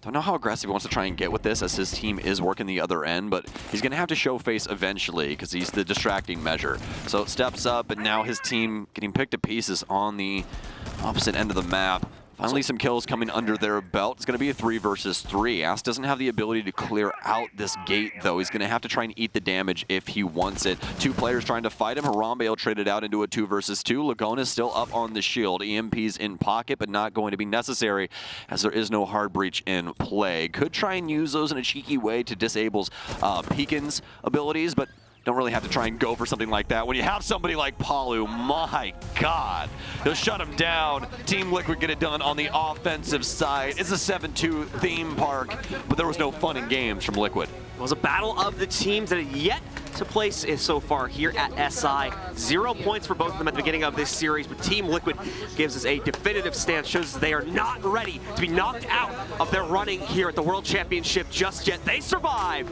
They claim full points for this matchup as they win it in 2-0 fashion. Direwolves, things looking very, very drastic. Coming very, very close to elimination now with that loss besetting them. Well, you have to be happy for the Brazilian squad. Unfortunate results for Direwolves, but Liquid needing to get something going.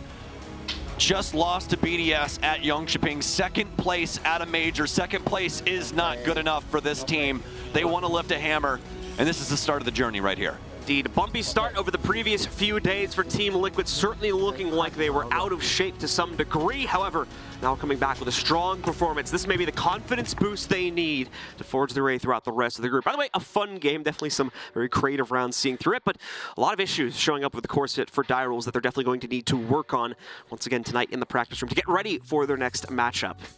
Yes, indeed, my friend. I think they got a lot to talk about. And speaking of talking, we're going to toss you guys to a quick break, and we'll be right back with our analyst desk.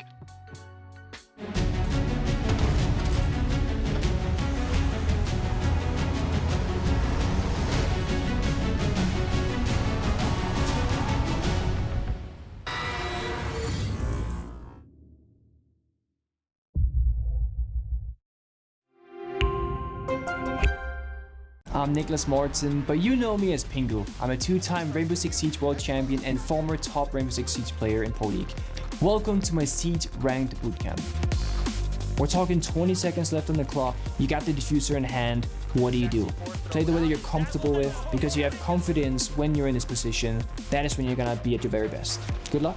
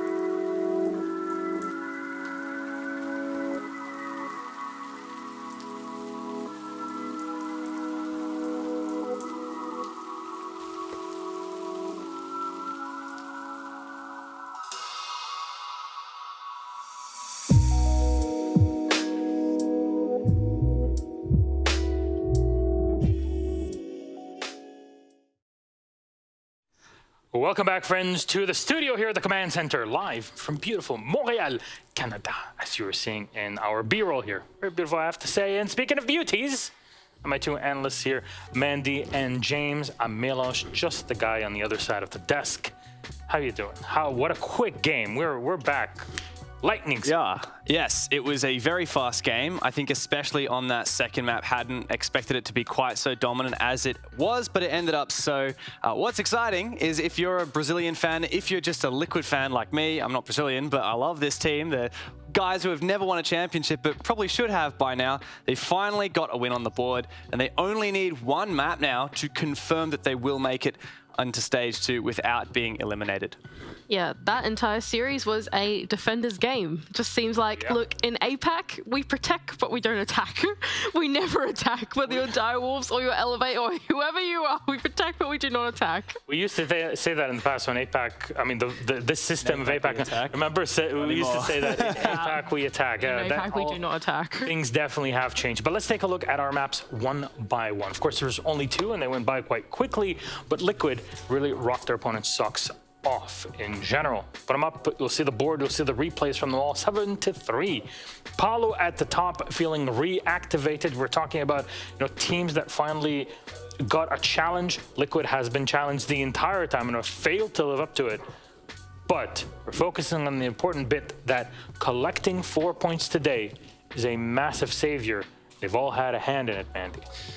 Yeah, it's been pretty interesting so far. I just can't pinpoint the reason why Direwolves couldn't quite get an attack in. I think that for Team Liquid, they were really good at holding out to the mid to late rounds in their defenses. It just felt like they were nice and disciplined. When their execute came through, they found some good timings to stunt the Direwolves pushes as they tried to get the bomb down each time in the site. And I think just overall, they felt very composed in that late round. There were some good moments from Direwolves in this map. I think about when Pika was roaming downstairs in Wine Cellar. It took a long time for Liquid to clear him, but Liquid did get back on the horse, so to speak, and Paulo in particular was finding his element. Obviously one of the GOATs of Rainbow Six, 14-4 at the end of it with 100% cost. Every round he had an impact, and in most rounds it was quite a significant one. I know you love talking about exactly what Paulo was playing and how he was doing it. Yeah, I love Paulo on Buck. It's really exciting to see Buck on Chalet. Guys, if you play some ranked or you're in like a comp team or something, just play casually, you got to try it one day. Playing Buck on Chalet, you can use it for so many things. It's great. You go early game, you can path into the map. Mid game, you can use it for the roam clear through the vertical, and then late game, you can set up your execute. It's one of those roles that is always active through the attack, and it's just really great seeing Paulo on it and going off. It's awesome. Imagine if Buck had grenades. Take me back. I will say, even though this was a good game from Liquid, both teams struggled to maintain control of the affair, and there were a lot of communications breakdowns. For me, I think about that moment where Liquid had taken control of mezzanine upstairs on a bar attack, and then just walk into library expecting it to be clear, and there's a player in a pretty default position, caught with their pants down, and then just loses the round. So I'm pretty disappointed that Liquid is still having these big errors, but at least now they've got a win under their belt. They can take a bit of confidence from it. And it just goes to show that this is the kind of thing that's going to be punished in upcoming games. But sometimes all it takes is getting back on the horse, a bit of confidence, and you can start to gloss over some of those previous issues and play like they know that they can. Now, when we went on to Theme Parks, map number 2 in the series, still, of course, Liquid's map, who took this 2-0, do you feel that things shifted so Liquid were more comfortable on here? Was the lead, not just because, it was still 7-3, which dictates, it usually says, hey, one team was really superior to the other, but still some sloppy rounds. Here, 7-2 on Theme Park, did things improve for Liquid, or was it still a bit shoddy at times? Oh, it was a very good map here. 7-2 is a more dominant scoreline, but I want to put that largely down to the fact that it's always a risk picking a defensive-sided map when you know your opponent is going to pick defense start. So this was a big gamble from Direwolves. Even though they do like Theme Park, they are one of the worst attacking map teams in the Six Invitational so far. In fact, Team Liquid and Direwolves both are the lowest rated aside from Elevate on their attacking win rates. And so Liquid, they started on that defense. It's a comfort spot for them, and they started to really just build some momentum on their side. In particular, Nesk, we saw on the stat line, they're 12-4. And people have been saying, where is Nesk? He hasn't been showing up quite as much. Well, he showed up here. And sometimes all you need is a big confidence game. Palu had it in map 1, Nesk had it in map 2, and it can get you back and fired up, ready to take on some more challenging opponents. Look, I think the matter of fact is, I think most people agree, Theme Park is really hard to attack. Just the architecture of the map itself is a very choke-concentrated map, especially going through that top floor. Not just the top floor, but even trying to get into that bottom floor bomb site as well. It's really tough to attack. Not just that, but I think that Team Liquid banning out Nook was actually a really, really smart play to do since they started on their defense. It really cuts down that lurking potential that Direwolves might have had to try and crack into the map from another angle or another way. It forced Direwolves to try and actually force through the chokes with the Monty and have to try and utility clear and that kind of thing. And they just couldn't crack it through. In APAC, we don't attack. Whereas on Team Liquid side, once they had switched over to their attacking half, it felt like the way that they were playing Monty just had a bit more synergy to it. Like the entries were a bit closer to that Monty player. They were a bit more together. That intel to fragging communication came through a bit more quickly compared to when Jackie Wu was playing the Monty for Direwolves. I just think it came together a little better for Liquid. I think you'll see as well, when teams are starting to struggle, they're starting to lack belief in themselves, they'll become more and more desperate, and they'll start to play more riskily, and we saw that a bit from Direwolves, you know, aggressive drops with Montaigne, and these kind of play styles, I think, always harm the teams that are in desperate situations. And I think Liquid, they built up confidence in that first half, so they didn't feel the need to try and cheese things. And that meant that now they can puff their chest up a bit. They can remember that, hey, it wasn't long ago they were the runners-up at Jönköping. It wasn't long ago that they were the Brazilian champions once again.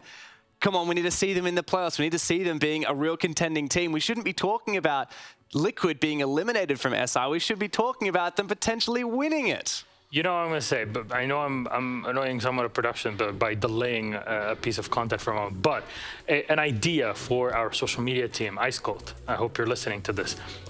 Liquid just got, you know, the first win, right? The first points that they were needed. Skyrim opening meme.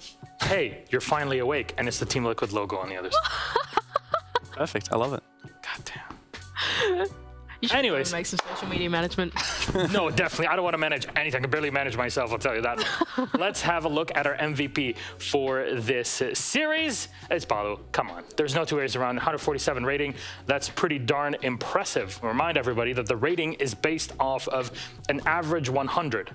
And the average is based on literally everybody in competition in the world as the average. So one day we'll be able to, I guess, create enough of a data point, James, to have a rating specific to every single player based on their average performance.